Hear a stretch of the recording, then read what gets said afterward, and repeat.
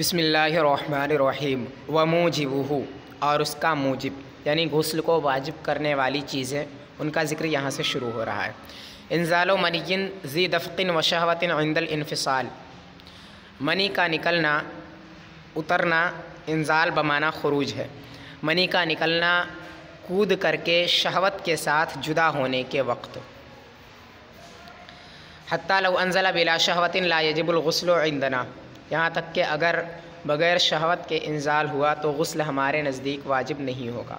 خلافاً للشافعی، امام شافعی علیہ الرحمہ کے خلاف۔ منی اس گاڑھے پانی کو کہتے ہیں جو مرد یا عورت کے عاقے کے مقام سے نکلے اور اس کے نکلنے کے بعد شہوت ختم ہو جائے۔ تو ذی دفقن یہ متعلق ہے انزال سے، اور شہوت یہ انفصال سے متعلق ہے۔ مطلب یہ کہ منی کے نکلنے کے وقت دفق پائی جائے۔ دفق کا معنی ہوتا ہے تیزی کے ساتھ بہنا، ٹھیک ہے، اور یہ انزال سے متعلق ہے، یعنی جب ذکر سے اس کا خروج ہو اس وقت دفق پائی جائے، یعنی تیزی کے ساتھ وہ نکلے، جب وہ ذکر سے نکلے اس وقت اس کے اندر تیزی ہو، اپنی جگہ سے جدا ہونے کے وقت نہیں، اور اس کی جگہ مرد کے اندر ریڑھ کی ہڈی ہے اور عورت کے اندر سینے کی ہڈی ہے۔ یہاں پہ منی ٹھہرے رہتی ہے، جب شہوت پائی جاتی ہے تو وہاں سے جدا ہو جاتی ہے اور پھر وہ ذکر اور قبول سے باہر نکل آتی ہے۔ تو جدا ہونے کے وقت شہوت کا ہونا یہ شرط ہے، اور نکلنے کے وقت کودنا یعنی کود کر کے نکلنا یہ شرط ہے۔ دفقن ذی دفقن یہ متعلق ہے انزال سے، اور شہوت یہ متعلق ہے انفصال سے۔ حتی لو انزل بلا شہوت لا یجب الغسل عندنا، یہاں تک کہ اگر کسی کو انزال ہوا بغیر شہوت کے تو ہمارے نزدیک غسل واجب نہیں ہوگا۔ خلافاً للشافعی، امام شافعی علیہ الرحمہ کے خلاف، یعنی اگر کسی کو انزال ہوا اور منی کے اپنی جگہ سے جدا ہونے کے وقت شہوت نہیں پائی گئی، یعنی وہ انزال شہوت و لذت کے حصول سے نہیں ہوا بلکہ وہ کسی بھاری چیز کے اٹھانے یا پھر کسی بیماری کی وجہ سے ہوا ہے، تو ایسی صورت میں اس سے غسل واجب نہیں ہوگا۔ جب اس کے اپنی جگہ سے جدا ہونے کے وقت شہوت پائی جائے گی تبھی ہمارے نزدیک غسل واجب ہوگا، اور اگر نہیں پائی گئی تو ہمارے نزدیک غسل واجب نہیں ہوگا۔ امام شافعی علیہ الرحمہ کے خلاف، یہ مسئلہ امام شافعی علیہ الرحمہ کے خلاف ہے۔ ثم الشہوۃ شرط وقت الانفصال عند ابی حنیفہ و محمد و وقت الخروج عند ابی یوسف، پھر شہوت یہ شرط ہے جدا ہونے کے وقت امام اعظم اور امام محمد علیہ الرحمہ کے نزدیک، اور نکلنے کے وقت شرط ہے امام ابو یوسف علیہ الرحمہ کے نزدیک۔ یعنی شہوت اور لذت کا حصول کب ہو، اس سلسلے میں امام اعظم اور امام محمد علیہ الرحمہ ایک طرف ہیں، اور امام ابو یوسف علیہ الرحمہ یہ دوسری طرف ہیں۔ امام اعظم اور امام محمد علیہ الرحمہ فرماتے ہیں کہ شہوت شرط ہے اس وقت جب منی اپنی جگہ سے جدا ہو، ٹھیک ہے، جو کہ مرد کے اندر پیٹھ ہے یعنی ریڑھ کی ہڈی ہے اور عورت کے اندر سینے کی ہڈی ہے، تو ان دونوں جگہوں سے جب منی جدا ہو تو اس وقت شہوت پائی جائے، اور نکلنے کے وقت شہوت پائی جائے یا شہوت نہ پائی جائے، دونوں ہی صورتوں میں اگر جدا ہونے کے وقت شہوت پائی گئی تو غسل واجب ہوگا۔ اور امام ابو یوسف علیہ الرحمہ فرماتے ہیں کہ جب وہ اپنی جگہ سے جدا ہو تو اس وقت شہوت شرط نہیں ہے، بلکہ جب وہ نکلے ذکر سے، جب وہ نکلے تو اس وقت اس کے اندر شہوت کا پایا جانا یہ ضروری ہے۔ مطلب جب وہ جسم سے باہر نکل جائے تو اس وقت اس کے اندر شہوت اور لذت کا حصول یہ ضروری ہے، یہ شرط ہے۔ اگر اس وقت لذت اور شہوت نہیں پائی گئی تو امام ابو یوسف علیہ الرحمہ کے نزدیک غسل واجب نہیں ہوگا، لیکن امام اعظم اور امام محمد علیہ الرحمہ کے نزدیک اگر انفصال یعنی جدائیگی کے وقت شہوت پائی گئی تھی تو غسل واجب ہوگا،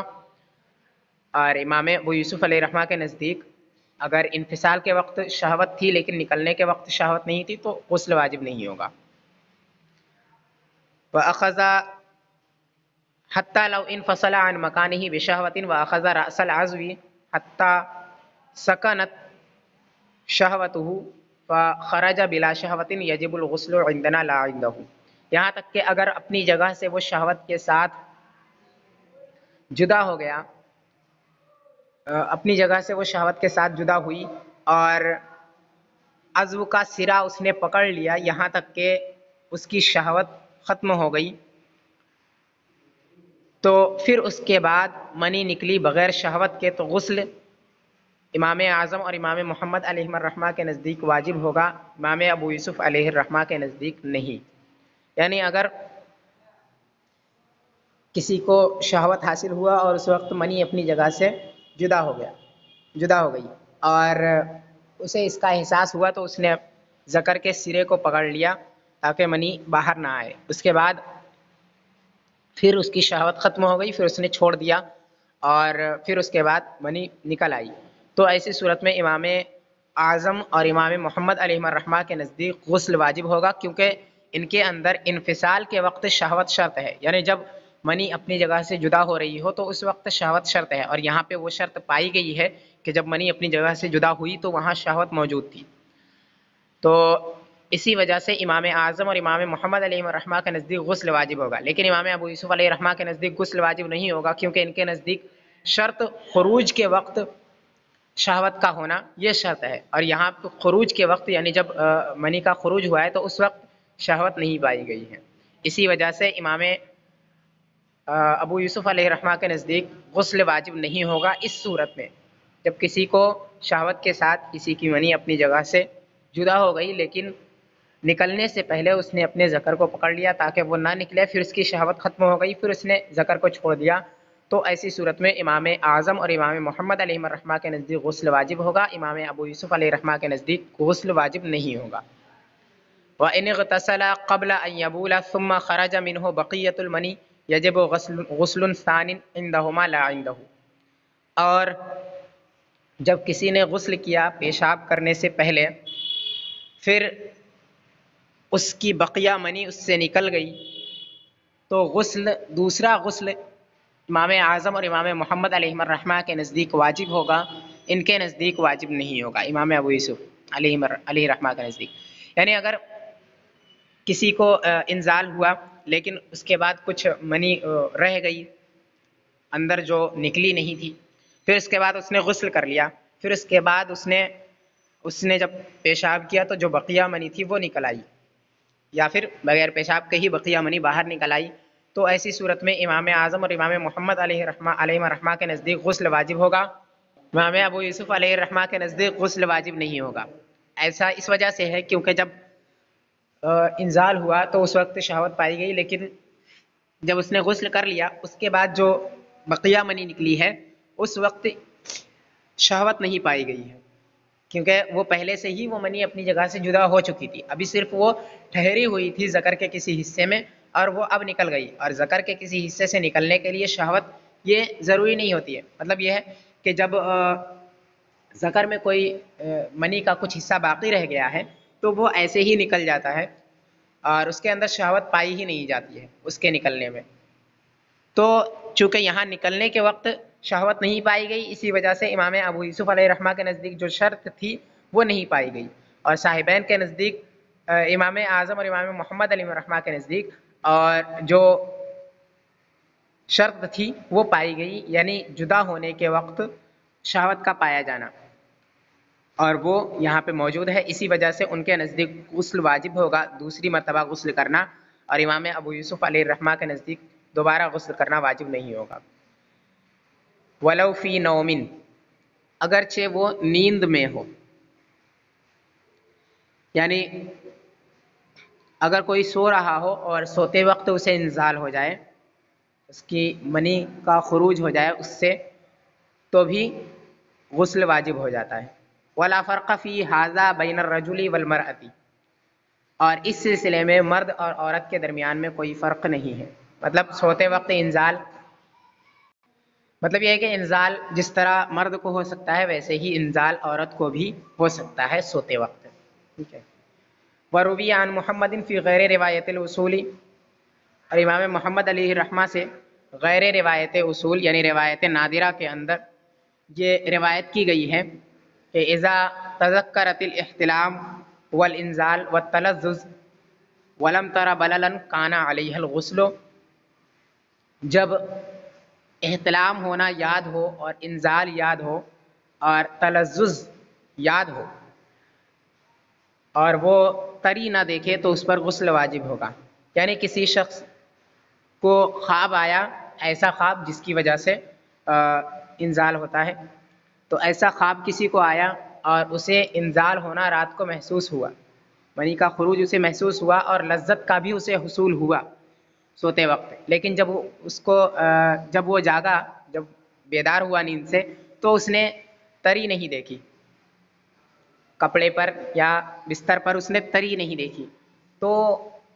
ایسی صورت میں اگرچہ اس سے لگتا ہے کہ انزال نہیں ہوا ہے، کیونکہ اگر انزال ہوتا تو تری ہوتی،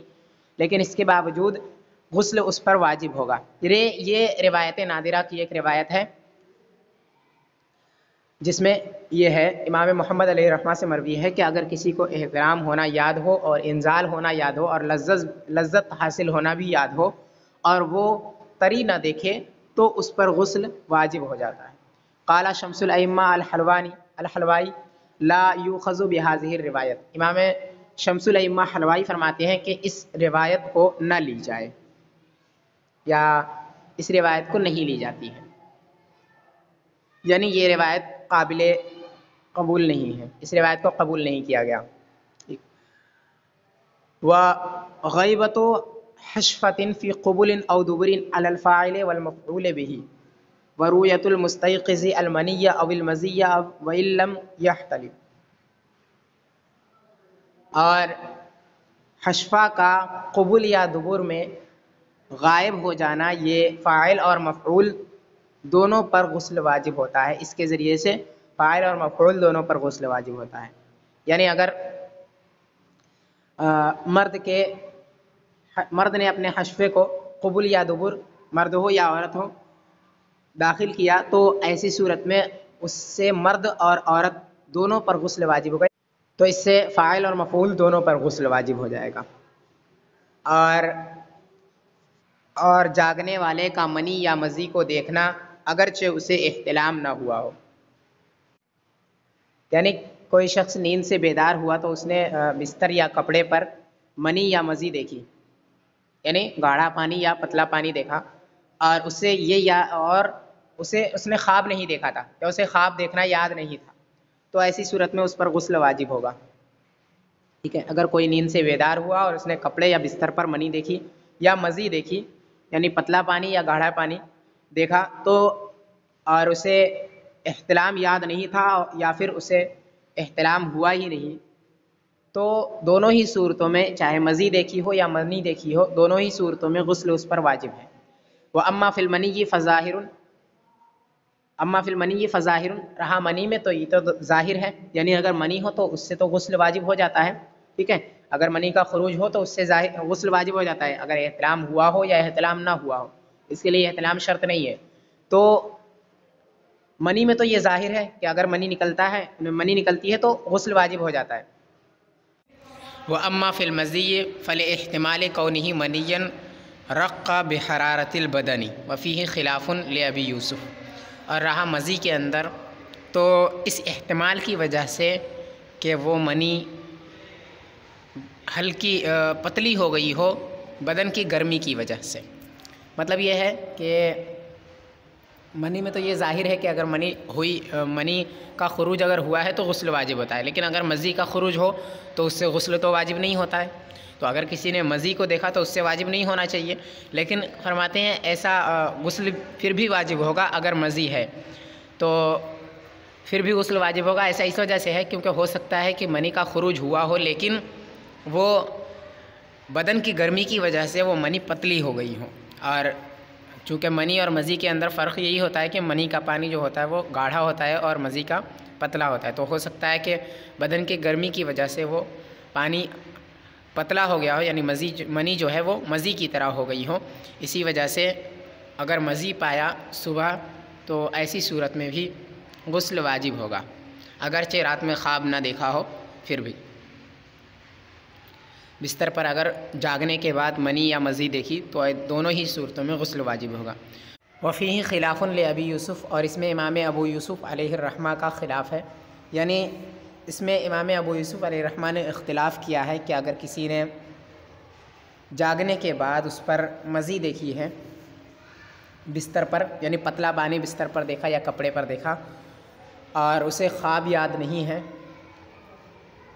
اور اسے ایسا لگتا ہے کہ یہ مزی ہے، یعنی پتلا پانی ہے، اسے یہ یقین نہیں ہے کہ یہ منی ہے یا مزی ہے،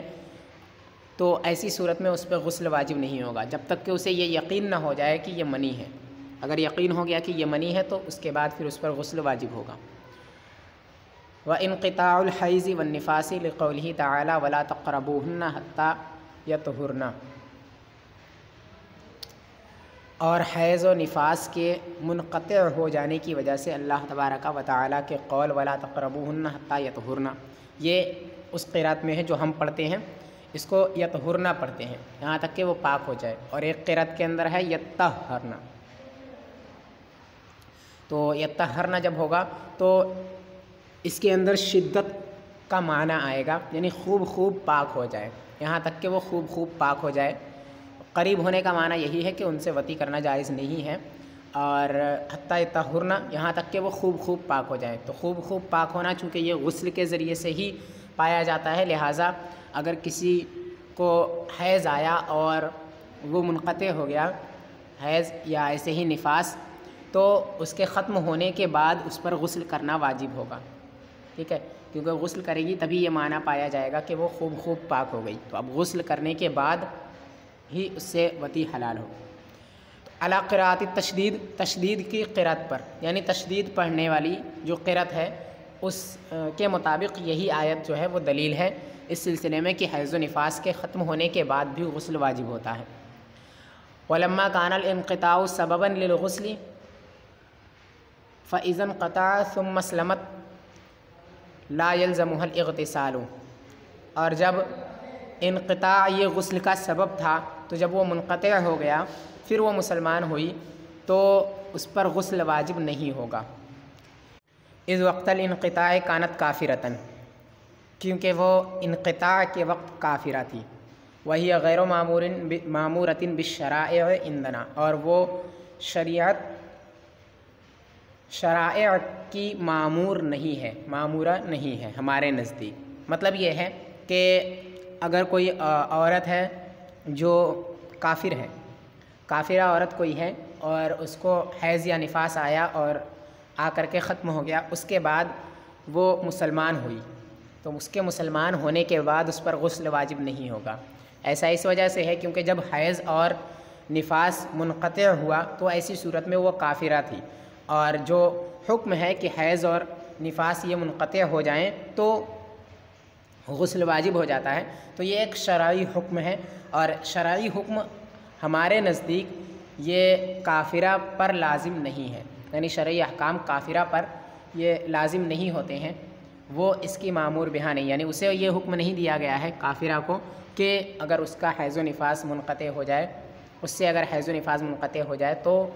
اس پر غسل کرنا واجب ہوگا، تو یہ حکم اس کے لیے ہوگا ہی نہیں۔ تو جب یہ حکم اس کے لیے نہیں تھا تو چونکہ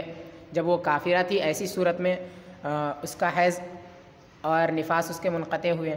تو اس وقت تو وہ معمور بہا تھی نہیں، پھر اس کے بعد جب وہ یہ مسلمان ہوئی تو یہ چیزیں نہیں پائی گئی، یعنی مسلمان ہونے کے بعد تو انقطاع حیض و نفاس نہیں پایا گیا، جب مسلمان ہونے کے بعد انقطاع حیض و نفاس نہیں پایا گیا تو ایسی صورت میں چونکہ جو حکم ہے غسل کرنے کا وہ انقطاع حیض و نفاس پر ہے، لہٰذا یہاں پہ جب یہ چیز نہیں پائی گئی تو وہ حکم ہے وہ بھی نہیں پایا جائے گا، کیونکہ انقطاع کے وقت وہ کافرہ تھیں، یعنی جب حیض و نفاس منقطع ہوئے تو وہ کافرہ تھیں، مسلمان نہیں تھی، اور کافرہ یہ اس پر شرائع معمور نہیں ہوتے ہیں، یہ معمور نہیں ہوتی ہے شرائع کے ذریعے سے، مطلب یہ ہے کہ ان کو شریعت کے جو احکام ہیں وہ اس پر لازم نہیں ہوتے ہیں ہمارے نزدیک، اور جب وہ مسلمان ہوئی تو وہاں پہ سبب نہیں پایا گیا، سبب ہے انقطاع، انقطاع کا سبب وہاں پہ نہیں پایا گیا، جب وہ مسلمان ہو گئی اس کے بعد حیض و نفاس کا منقطع ہونا نہیں پایا گیا، اسی وجہ سے چونکہ انقطاع یہ مسلمان ہونے کے بعد نہیں پایا گیا، اسی وجہ سے غسل بھی واجب نہیں ہوگا، کیونکہ غسل کے واجب ہونے کا سبب انقطاع ہے اور یہ نہیں پایا گیا۔ بخلاف ما اذا اجنبت الکافرۃ ثم اسلمت حیث یجب علیہا غسل الجنابۃ لأن الجنابۃ امر مستمر فتكون جنبا بعد الإسلام والانقطاع غير مستمر فافترقا، برخلاف اس کے کہ جب کافرہ جنوبیہ ہوئی پھر وہ مسلمان ہو گئی، حیث یجب علیہ غسل الجنابتی، اس طور پر کہ اس پر غسل جنابت واجب ہوگا، اس وقت اس پر غسل جنابت واجب ہوگا، لأن الجنابت امر مستمر، کیونکہ جنابت یہ امر مستمر ہے، تو وہ جنوب ہوگی مسلمان ہونے کے بعد بھی، اور انقطاع یہ امر غیر مستمر ہے، تو یہ دونوں الگ الگ ہوئے۔ مطلب یہ ہے کہ اس سے پہلے والی جو صورت بتائی گئی کہ انقطاع حیض و نفاس اگر مسلمان ہونے سے پہلے پائے گئے اور اس کے بعد وہ مسلمان ہوئی تو اس پر غسل واجب نہیں ہوگا، یہ مسئلہ اس کے خلاف ہے کہ اگر وہ جنوبیہ ہوئی تو پھر اس کے بعد وہ مسلمان ہو گئی، کافرہ تھی اور اسے جنوب لاحق ہوا، پھر اس کے بعد وہ مسلمان ہو گئی، تو مسلمان ہونے کے بعد اس پر غسل کرنا واجب ہوگا۔ ایسا اس وجہ سے ہے کیونکہ جو جنابت ہے یہ جنابت ایک امر مستمر ہے، مطلب جنابت ختم نہیں ہوتی ہے جب تک کہ غسل نہ کیا جائے، مطلب جنابت لگاتار وہ باقی رہتی ہے، ٹھیک ہے، اور انقطاع جو ہے وہ باقی رہنے والی چیز نہیں ہے۔ ایک مرتبہ حیض و نفاس ختم ہو گئے، مطلب یہ چیز ایک بار ہوئی پھر ختم ہو گئی، لیکن جنابت امر مستمر ہے، یہ ہمیشہ رہتی ہے جب تک کہ غسل نہ کیا جائے، ٹھیک ہے۔ تو جنابت یہ امر مستمر ہے جو باقی رہنے والی چیز ہے، اور مسلسل باقی رہنے والی چیز جنابت ہے، لہٰذا جب وہ کافرہ تھی اور اس کے بعد اس سے جنابت لاحق ہوئی، پھر اس کے بعد وہ مسلمان ہو گئی، تو جنابت ابھی تک باقی ہے۔ جب جنابت ابھی تک باقی ہے لہٰذا وہ ابھی بھی جنوبی ہے، اور جنوبیہ ابھی بھی ہے اور جنوبیہ کے لیے غسل کرنا واجب ہے۔ تو اب چونکہ وہ مسلمان ہو گئی ہے اور حکم کیا ہے کہ جنوبیہ کے لیے غسل کرنا واجب ہے، تو اب مسلمان ہے تو وہ معمور بھی ہوگی، جو احکام ہیں اس پر عمل کرنا بھی اس پہ لازم ہوگا۔ تو یہ جو حکم ہے کہ جنوبیہ کے لیے غسل لازم ہے، اس پر اس کا عمل کرنا بھی لازم ہوگا اور اس کے لیے غسل کرنا یہ بھی لازم ہوگا۔ اور انقطاع جو ہے یہ امر غیر مستمر ہے، یعنی انقطاع یہ ایک بار پایا جاتا ہے پھر ختم ہو جاتا ہے، پھر جب دوسری بار انقطاع ہوگا پھر وہاں پایا جائے گا پھر ختم ہو جائے گا، لیکن جنابت ایک بار جب اس کا وجود ہوتا ہے تو فوراً ختم نہیں ہوتا بلکہ یہ باقی رہتا ہے۔ جنابت والا معاملہ جو ہے وہ اس کے برخلاف ہے انقطاع کے۔ لا وطی بہیمۃ بلا انزال، نہ کہ چوپائے سے وطی کرنا بغیر انزال کے، یعنی اگر کسی نے چوپائے سے وطی کی، کسی جانور سے وطی کی اور انزال نہیں ہوا تو ایسی صورت میں غسل اس پر واجب نہیں ہوگا۔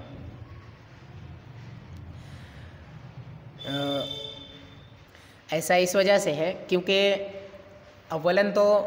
جو اصل میں غسل کا سبب ہے وہ انزال ہی ہے، ٹھیک ہے، اگر کسی کو انزال ہوا تو ہی غسل واجب ہوتا ہے، لیکن جو حشفہ کو داخل کرنا یہ جو بیان کیا گیا ہے وہ اس وجہ سے بیان کیا گیا ہے کہ غالباً اور اکثر ایسا ہو جاتا ہے کہ اگر کوئی وطی کرتا ہے اور ایسی صورت میں ہو جاتا ہے اکثر کہ انزال اسے ہو جاتا ہے لیکن اسے خبر نہیں ہوتی ہے، ٹھیک ہے، تو